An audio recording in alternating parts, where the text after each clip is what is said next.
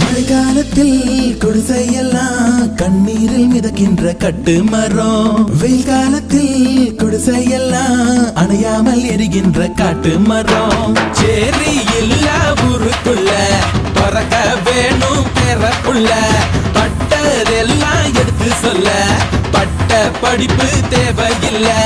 தீபந்தம் எடுத்து தீண்டாமை கொளுத்து, இதுதான் என் கருத்து. அடியும் அதையும் கலந்து வச்சு விடிய விடிய விழுந்து வச்சா போக்கிரு பொங்கல், போக்கிரு பொங்கல்.